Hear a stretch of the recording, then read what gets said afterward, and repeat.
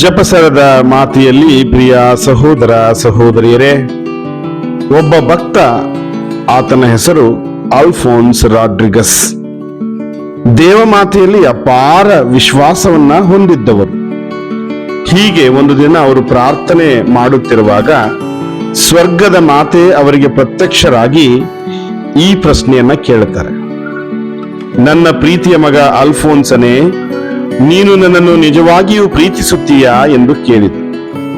ಅದಕ್ಕೆ ಭಕ್ತ ಅಲ್ಫೋನ್ಸ ಹೇಳ್ತಾನೆ, ಓ ಪರಿಶುದ್ಧ ಕನ್ಯಾ ಮರಿಯಮ್ಮನವರೇ, ನೀವು ನನ್ನನ್ನು ಪ್ರೀತಿಸುವುದಕ್ಕಿಂತ ನಾನು ನಿಮ್ಮನ್ನು ಹೆಚ್ಚಾಗಿ ಪ್ರೀತಿಸುತ್ತೇನೆ ಎಂದು ಉತ್ತರವನ್ನ ಕೊಟ್ಟರು.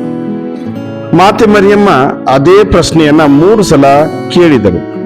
ಅಲ್ಫೋನ್ಸರು ಅದೇ ರೀತಿ 3 ಸಲವೂ ಉತ್ತರ ಕೊಡುತ್ತಾರೆ. ದೇವಮಾತೆ ಅವನ ಮಾತುಗಳಿಗೆ ಸಂತೃಪ್ತರಾಗದೆ, ಪ್ರಿಯ ಮಗನೇ ಅಲ್ಫೋನ್ಸನೇ, ನಿನ್ನ ಮಾತುಗಳು ನನಗೆ ಏಕೋ ಸರಿಯೆಂದು ಕಂಡು ಬರುತ್ತಿಲ್ಲ. ನೀನು ನನ್ನನ್ನು ಎಷ್ಟೇ ಆತ್ಮಪೂರ್ವಕವಾಗಿ ಪ್ರೀತಿಸುತ್ತೇನೆ ಎಂದು ಹೇಳಿದರೂ ನನ್ನ ಪ್ರೀತಿಗೆ ನಿನ್ನ ಪ್ರೀತಿಯು ಸರಿಸಮವೇ ಅಲ್ಲ. ನಿನ್ನ ಮತ್ತು ನನ್ನ ಪ್ರೀತಿಗೆ ಸ್ವರ್ಗ ಮತ್ತು ಭೂಲೋಕದಷ್ಟು ಅಂತರವಿದೆ. ನೀನು ಬಾಯಿಂದ ನಿವೇದಿಸುವುದಕ್ಕಿಂತ ಅದು ನಿನ್ನ ಹೃದಯದಿಂದ ಪ್ರೀತಿ ಬರಬೇಕು ಎಂದು ಹೇಳಿ ಅದೃಶ್ಯರಾಗುತ್ತಾರೆ. ಇದೇ ಒಂದು ಸನ್ನಿವೇಶವನ್ನ ಸಂತ ರೆನಾಲ್ಡರು ವಿವರಿಸುತ್ತಾ ಹೇಳ್ತಾರೆ, ದೇವಮಾತೆ ಮತ್ತು ಭಕ್ತನ ಸಂವಾದದ ಆ ಒಂದು ಕುರಿತು ಹೇಳುವಾಗ, ಮೇರಿ ಮಾತೆ ತನ್ನ ಭಕ್ತರ ಮೇಲೆ ಇಟ್ಟಿರುವ ಪ್ರೀತಿಯ ಮಹತ್ವ ಎಷ್ಟೆಂದು ಕಂಡುಕೊಳ್ಳಲು ನಮ್ಮಿಂದ ಯಾವಾಗಲೂ ಸಾಧ್ಯವಾಗುವುದಿಲ್ಲ. ಯಾಕೆಂತಂದ್ರೆ ಮಾತೆ ಮರಿಯಮ್ಮ ನಮ್ಮ ಮೇಲೆ ಇಟ್ಟಿರುವ ಪ್ರೀತಿ ಮತ್ತು ಭರವಸೆಗೆ ಪ್ರತಿಯಾಗಿ ಆಕೆ ನಮಗೆ ಎಲ್ಲವನ್ನ ನೀಡಲು ಸಿದ್ಧರಾಗಿರುತ್ತಾರೆ.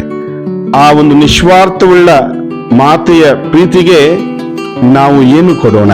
ನಮ್ಮ ನಿಷ್ಕಮಲ ನಿಸ್ವಾರ್ಥ ಪ್ರೀತಿಯನ್ನ, ನಮ್ಮ ಭಕ್ತಿಯನ್ನ ನಮ್ಮ ಜಪಸರದ ಪ್ರಾರ್ಥನೆ ಮುಖಾಂತರ ನಾವು ನೀಡಬೇಕಾಗಿದೆ.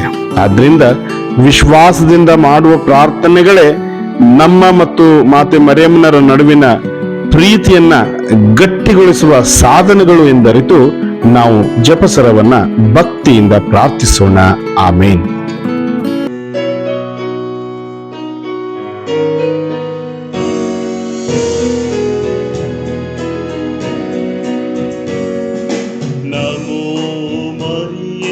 ಪ್ರಸಾದ ಪೂರ್ಣೆ ದೈವ ವಾಕ್ಯದ ದೇಗುಲವೇ, ಸ್ತ್ರೀಯರಲ್ಲಿ ನೀ ಧನ್ಯಳಮ್ಮ, ಧನ್ಯವು ನಿನ್ನ ಕರುಳ ಗುಡಿ, ಆ ಧನ್ಯದ ಫಲವೇ ಯೇಸು ಪ್ರಭು. ಓ ಸಂತ ಮರಿಯೇ, ದೇವರ ತಾಯಿಯೇ, ನಾವು ಪಾಪಿಗಳು, ನಮಗಾಗಿ ಪ್ರಾರ್ಥಿಸಮ್ಮ, ಈಗಲೂ